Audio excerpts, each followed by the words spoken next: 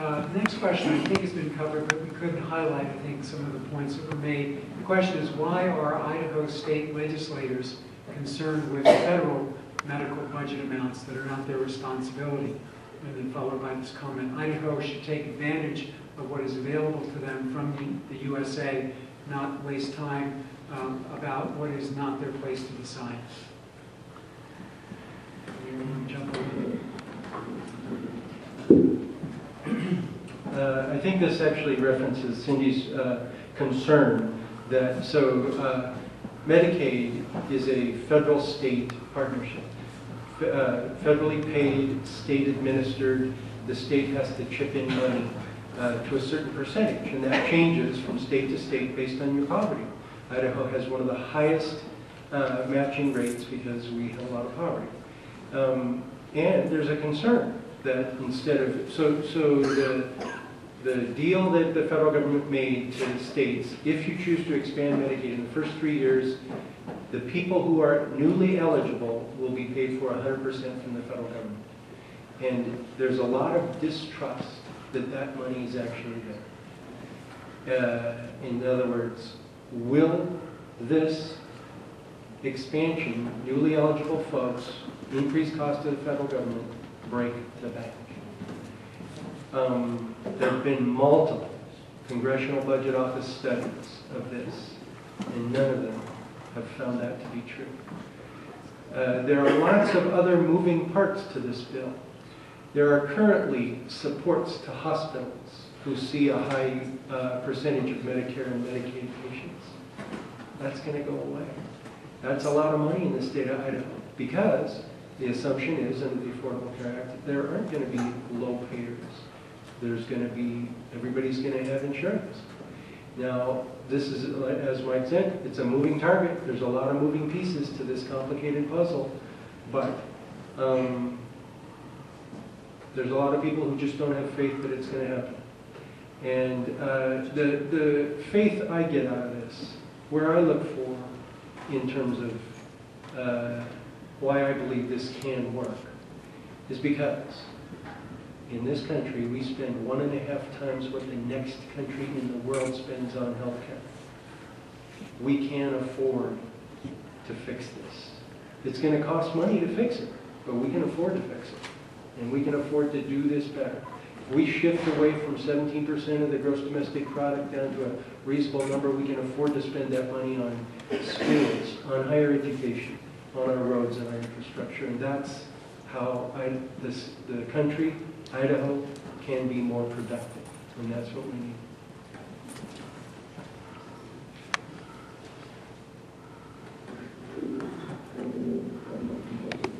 Dan is correct that the distrust is there and the concern is there. And as I stated before, it's just been a very short few years ago that we were on the brink of disaster. And while we're seeing improvement, there's a lot of people who just don't think that we can pay for this. And they're concerned they won't be able to pay for schools. They're concerned they won't be able to pay for the roads if they have to cough up the extra money that the federal government won't be able to cough up in case this breaks the bank. Mr. McDowell, you'd like to chime in? Let me just share some numbers with you and kind of explain, because even though the slide says it, let's clarify that the law says that subsidies will be made available for those individuals that fall between the 100% of the poverty level and 400% of the poverty level area. That I won't go into a lot of details, but some of you young people sitting over there, what we're finding to be based on the premium is that subsidies aren't available to you at 400%. They're not available to you at 375. It's something less. It's based on the fact that it is an age band product. It is lower in comparison to certain income levels. But to give you some numbers, the 100% in a single household is right at 11.5. Okay, that's that's a one-person household at 100%. 150% for that single is 17.2, and 400% is $45,000, almost 46. If I take that to a family of four, at 400% of the poverty level, for a family of four, is $94,000 in household income. Now, this is speculative on my part, but I would guess that's 85+% of state Idaho. Now, understand that many of those folks in those households have employer-provided coverage, so they're not going to be in a position where they're going to go to the marketplace and be afforded a subsidy. But that's a big number. So, yeah. The question was 100% of the Yeah. poverty level. 100% for 2, 15.5, 3, 19.5, 4, 23.5, 5, 27, 5, 6, 31.5, so on and so forth.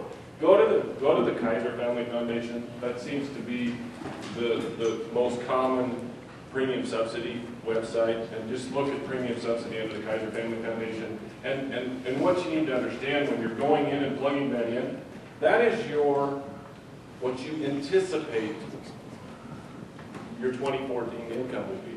That's not based on last year's tax return. That's based on what you think you are going to make in 2014. And when the 2014 ends, understand, folks, that there'll be a come to Jesus meeting with the IRS if you have misstated that income level. So just be aware of that. And at 250% of the poverty level, not only are there premium subsidies, but the cost share provision kicks in, and as long as you buy at least the second lowest priced silver level plan through the marketplace, your benefits are subsidized as well. So not only are they realizing premium subsidies, but they're also going to realize some sort of benefit subsidy, which I have not found a calculator anywhere that will show us, and that's going to be so varied. So I just tell our clients that here's what you're buying, those are your benefits, but they're not really your benefits because those are going to be subsidized.